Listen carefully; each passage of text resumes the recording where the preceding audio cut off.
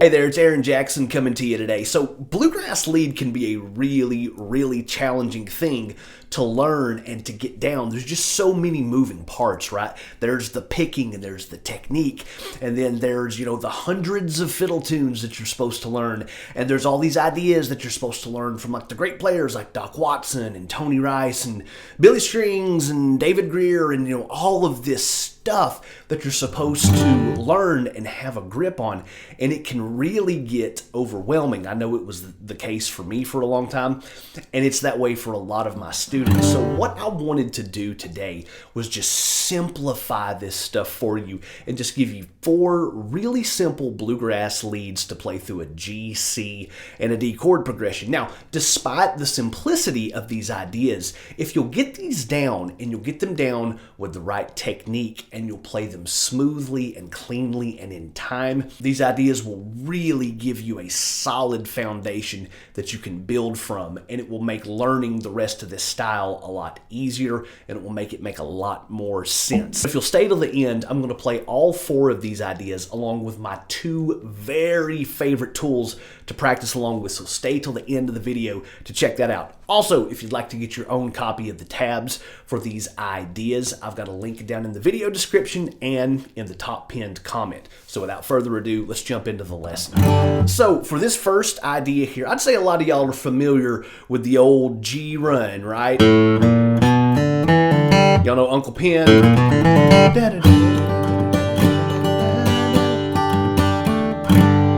Okay, so what we're going to do is we're going to take the G run and we're then going to turn it into a C and a D run. Okay, so this first example will be this. We'll do...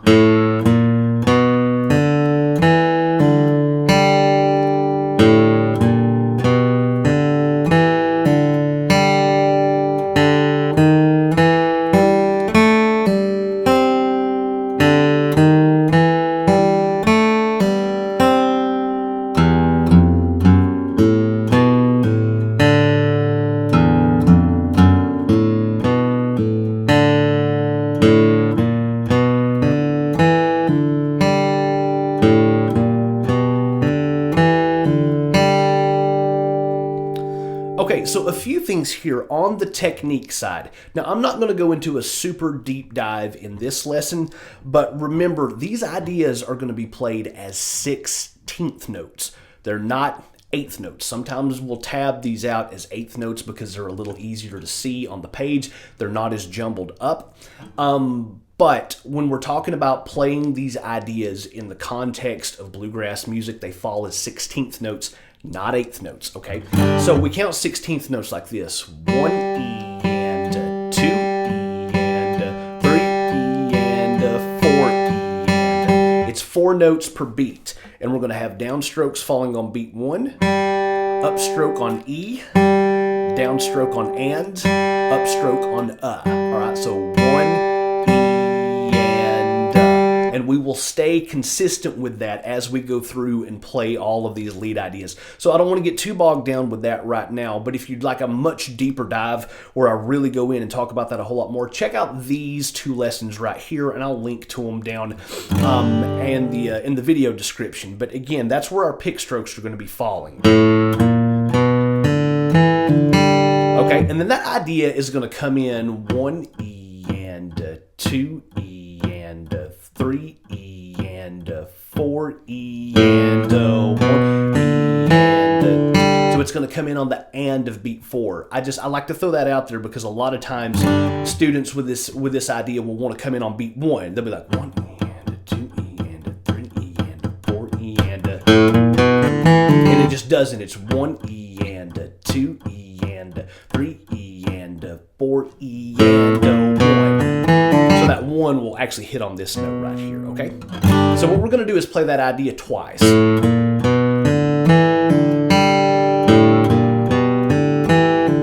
then we're just going to come over to C, because now the chord progression is going to go to a C, and we're going to essentially do a C run. It'll go like this.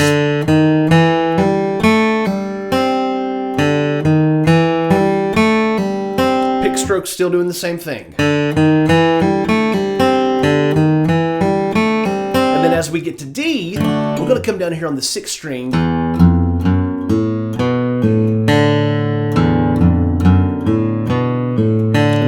G.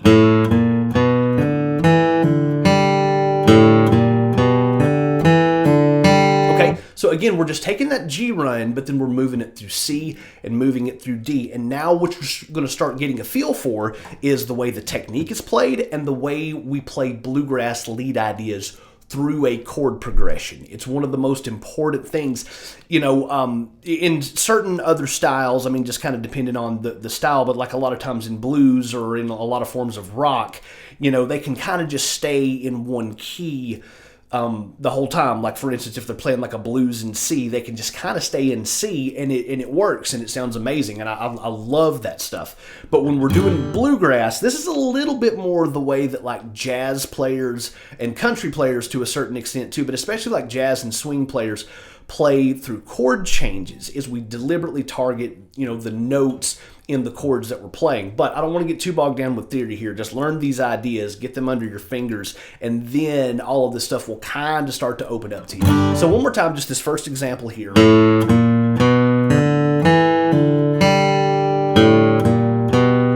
right, over to C now.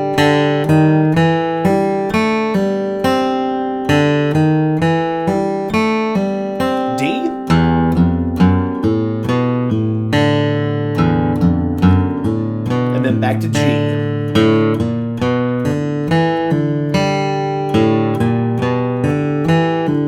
Okay, and there's your first bluegrass lead through G, C, and D. It's simple. It's simple, okay? Cool, so now I want to take you into the second idea here. And with this one, we're just going to embellish on that first one just a little bit. I'm going to add just a little bit more to it, okay?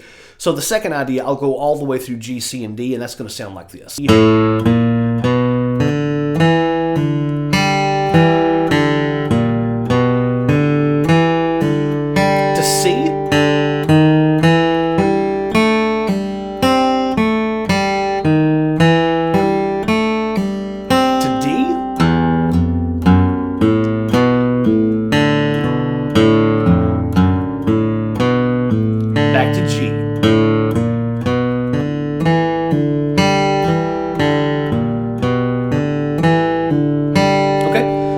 It's essentially the same idea from the first one, but I'm adding in just a couple of extra notes. So instead of on our G run just doing,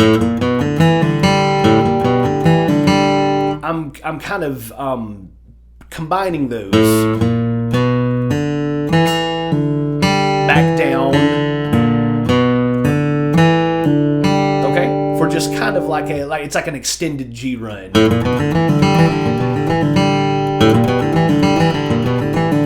Remember what I was saying about the pick strokes. 1 E and 2 E and 3 E and 4 E and 1 and 2 E and 3 E and 4. So remember, my downstrokes are falling on the downbeat of the measure. And when I say the downbeat of the measure, it just 1, 2, 3, and 4. That's our downbeat. So the downstrokes are falling on the downbeat and on the and the upstrokes are falling on the E and because we're playing these as 16th notes. So let's see here, 1 E and 2 E and 3 E and 4 E, down, up, down, up, down, down, up, down, up, down, up, down. It really is a very, very, very simple idea. It takes a while for that to become a habit, but the idea is so simple there. It really is. So anyway, that's our idea through G. Let's go to C now.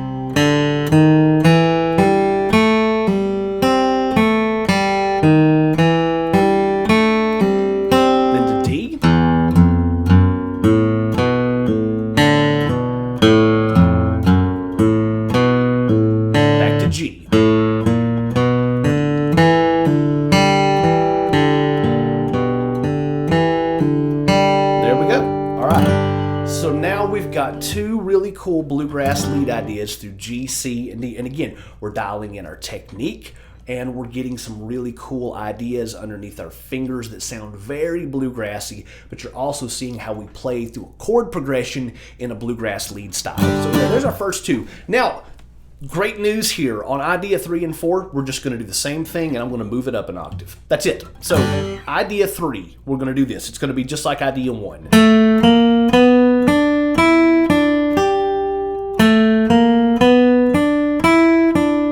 To C.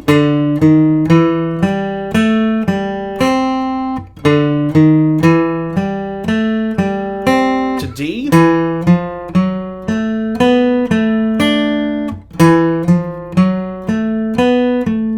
Back to G.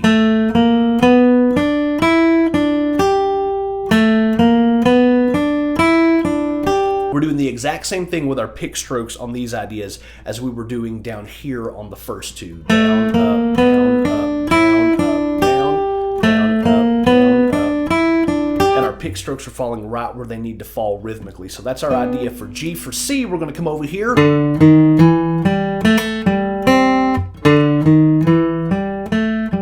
then for D, we'll be up here.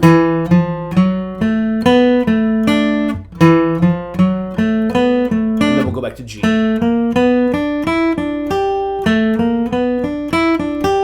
we go. So mostly what I want you to get out of this is the technique and also just the musical ideas. But I know a lot of people are kind of a little curious behind the theory around some of this stuff. So with this idea right here, you can think of it like if you're doing the cage system. That's kind of out of like your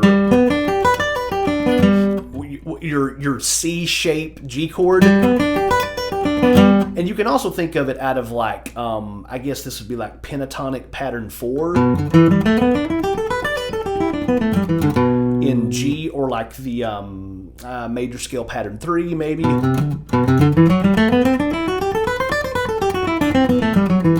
I don't want to get too deep into that, but that idea is kind of based around either that little C-shaped G chord or like your pentatonic or your major scale.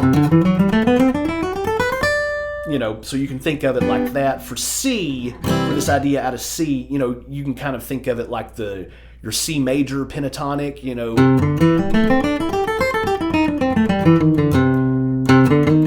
I guess that's more of like a major blues scale. And same deal with D.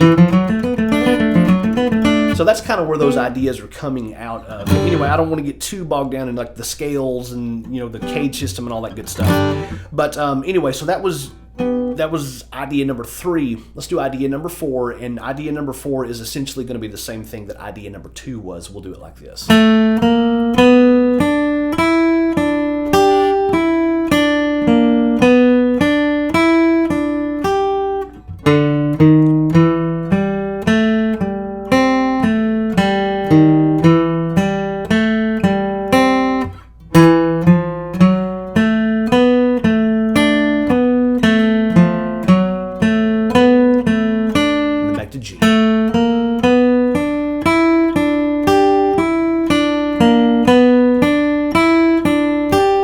So there we go. All right. So 4 bluegrass lead ideas there through G, C, and D, and it's just funny. I wish somebody would have sat me down whenever I was like, man, I want to get into flat picking, I want to get into bluegrass. I wish somebody would have sat me down, shown me these ideas, showed me the right technique, and been like, hey, now here's some tools to practice your timing with. So, like I promised at the beginning of the video, what I want to do now is I want to show you my 2 favorite tools to practice these ideas along with. So the first one is going to be a train beat drum track. I'm not going to play this very fast. I think this is at about 50 or 60 beats per minute, and I'm going to play all 4 of those ideas along with the train beat. That's going to sound like this. All right, we'll let that drum play for a little bit. 1 E and 2 E and 3 E and example 1.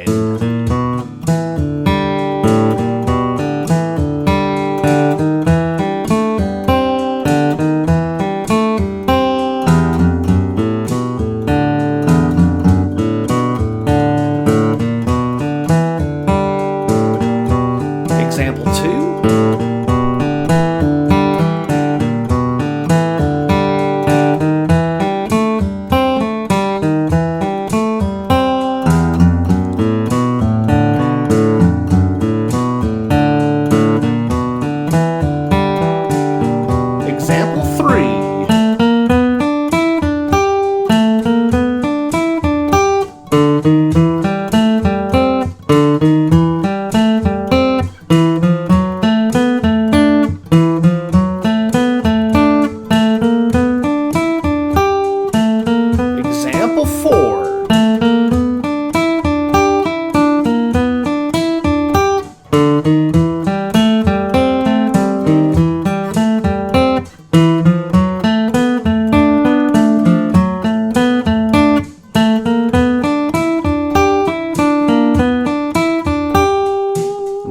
pretty cool. I love practicing along with that train beat because that drummer is spelling out those 16th notes on the snare drum, and it makes it really easy to play in time with. But I also love practicing along with the strum machine, because then that kind of gives us a much more kind of bluegrass context to these lead ideas, and you've got, you know, the kind of AI guitar strum and mandolin chop to you know, be able to hear the chord changes as you play those ideas. So let me go ahead and play all 4 of those along with the strum machine, and that will sound like this: 1, 2, 3 E and a 4 E and a.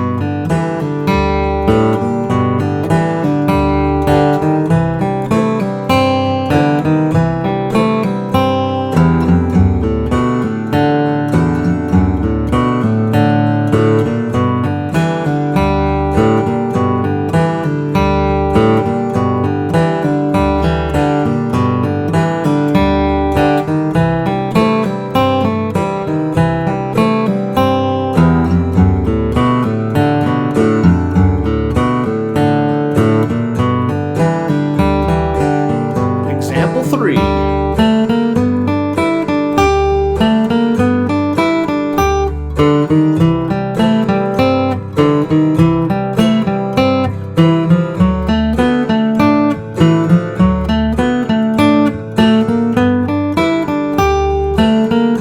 Example 4.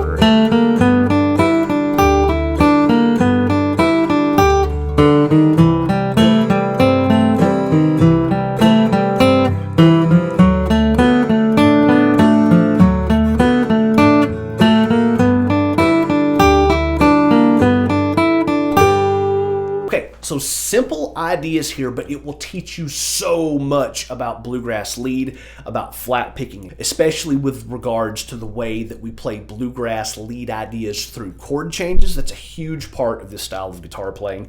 It'll teach you a lot about the technique and where your pick strokes fall, and it will also show you how to practice your timing. And if you can start working on all 3 of those areas, man, you're going to have a great foundation and, you know, if you will, a little bit of an unfair advantage when you progress in this style and you go on to learn, you know, other more advanced, more complicated stuff, if you will.